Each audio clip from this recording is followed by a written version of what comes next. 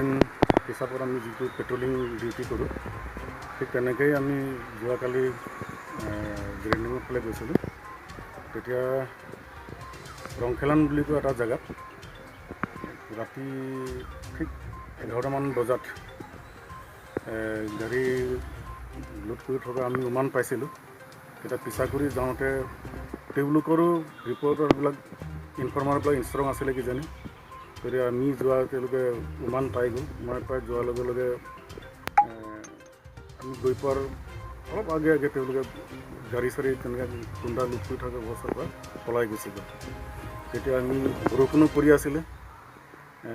তেতিয়া লাহেকৈ যিখিনি আছিলে গাড়ীত সেইখিনি লৈ পেলাই আমি ৰেঞ্জ হেডকোৱাৰ্টাৰলৈ ৰাতি 11টামানত পাইছোঁ ৰংখেলানত। গাড়ী নম্বৰটো কি আছে? গাড়ী নম্বৰ বুলি ক'বলৈ আপোনালোকে মেক্সিমাম জানে মেঘালয়ৰ পৰা যিমান গাড়ী আহে সেইবিলাকে চোৰাং গাড়ীবিলাকে আহে।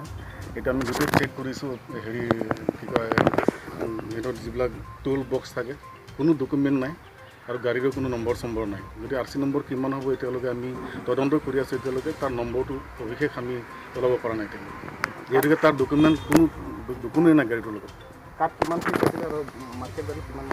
এনেই 4 পিচ সেই পাইছোঁ। তেওঁলোকে উঠাই থকা অৱস্থাত আমি গৈ পোৱা কাৰণে তেওঁলোকে পলাই গ'ল গম পাই পেলাই। গতিকে যিখিনি পাইছোঁ সেইখিনিকে লৈ আহিছিলোঁ।